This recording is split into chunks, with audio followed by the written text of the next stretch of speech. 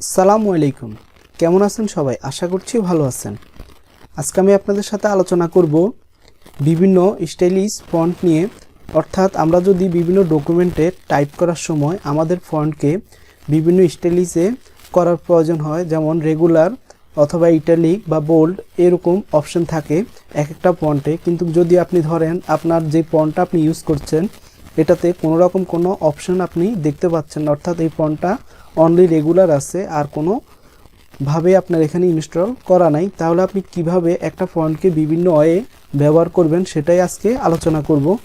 তো এখানে আপনি যে ফন্টটা দেখতে পাচ্ছেন, আমি আপনাকে যদি দেখাই, এই সার্টিফিকেটের যে ফন্টটা আমি ইউজ করেছি এটা মূলত আমি অনলাইন থেকে ডাউনলোড করেছি। এখানে শুধু রেগুলার আছে। এখন আমি যদি রেগুলার ফন্ট যদি খেয়াল করি, তাহলে আপনি যদি একটু খেয়াল করেন, আমি এটাকে সম্পূর্ণ সিলেক্ট করলাম।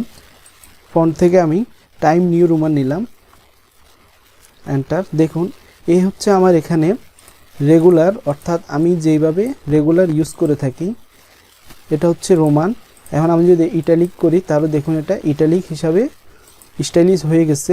বোল্ড দিলে এটা বোল্ড হয়ে গেছে, অথবা বোল্ড ইটালিক দিলে এটা বোল্ড ইটালিকে আছে। এখন আপনি যদি চান অন্য ফন্টটাকে আপনি ঠিক এইভাবে বিভিন্ন অপশনে আপনি ইউজ করতে চান, অর্থাৎ এখানে যে অপশনগুলি আছে আপনি চাইলে আপনার নিজের মতো করে এইভাবে তৈরি করে নিতে পারবেন, ঠিক যেইভাবে এখানে ফন্টগুলো দেখানো হয়েছে। তো কিভাবে তৈরি করবেন একটা একটা করে আমি দেখাচ্ছি। তা আমি পুনরায় আমার আগের যে ফন্টটা আছে আমি সেটাতে চলে যাব।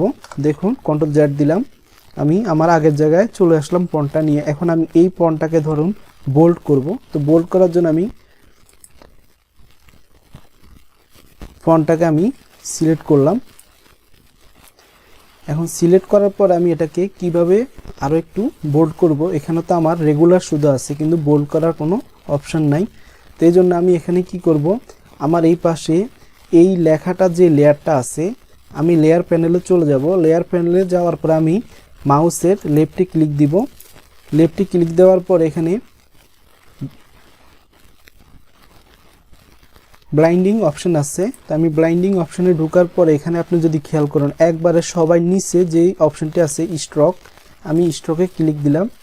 দেওয়ার পরে এখান থেকে আমি যদি এখন 1 আছে পিক্সেল, তো আমি এটাকে যদি বাড়াই নিই, দেখুন এটা অনেক বেশি হয়ে যাচ্ছে। তো আমি এটাকে আমার ইচ্ছা মতো আমি 2 নিয়ে দেখি, দেখুন এটা অনেকটা কিন্তু বোল্ড হয়ে গেছে। তো আমি এটাকে যদি 0 দিয়ে দেখাই, দেখুন ওকে, দেখুন এটা কিন্তু 0 নিচ্ছে না 1 নিচ্ছে। তো আমি 1 দিয়ে দেখালাম, এটা কি অবস্থা দেখুন। তো আমি এটাকে ইচ্ছা করলে 2 দিলে এটা আরও বোল্ড হয়ে যাচ্ছে। অথবা আপনি এখান থেকে নিচে যে অপটিকে আছে এটা দিয়ে আপনি ইচ্ছা করলে বিভিন্নভাবে হালকা গাঢ় করে নিতে পারবেন। এই হচ্ছে আসলে ফন্টকে আপনার মতো করে কিভাবে আপনি বোল্ড করবেন সেই অপশন।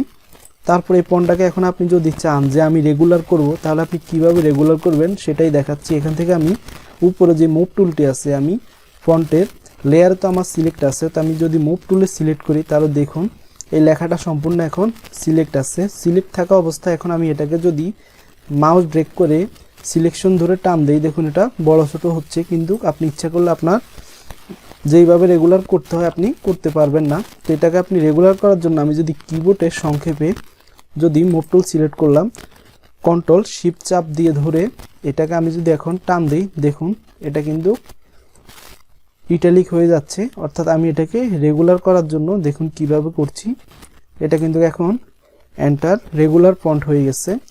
আপনি খেয়াল করুন রেগুলার ফন্টে হয়ে গেছে। এখন আমি যদি আবার চাই যেটাকে আমি ইটালিক করব, তাহলে আমি এটাকে সেমভাবে মুভ টুল সিলেক্ট করব। দেখুন এই সম্পূর্ণ ফন্টটা চতুর্দিকে সিলেকশন আছে হওয়ার পর এখন আমি কন্ট্রোল শিফট চাপ দিয়ে যদি মাউস ড্র্যাগ করে টান দিই, দেখুন এটা আবার ইটালিক হয়ে গেছে। এইভাবে আপনি ফন্টটাকে আপনার মতো করে আপনি রেগুলার এবং ইটালিক বা যে কোনো দিকে আপনি মুভমেন্ট করতে পারবেন। তা আমরা ফন্ট এইভাবে যদি শুধু একটা অপশনে থাকে ফন্টের আর কোনো অপশন যদি না থাকে, তাহলে আপনি ঠিক এইভাবে বোল্ড ইটালিক এবং রেগুলার ইটালিক আপনি এইভাবে ইউজ করতে পারবেন। আশা করছি আপনি বুঝতে পেরেছেন কিভাবে আপনি যে কোনো ফন্টকে আপনার মতো করে আপনি ইউজ করবেন।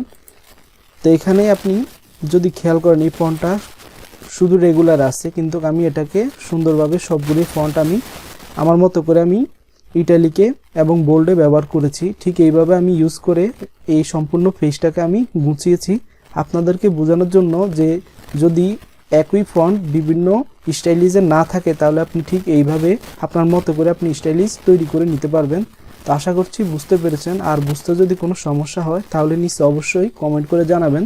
ধন্যবাদ সময় দিয়ে ভিডিওটি দেখার জন্য।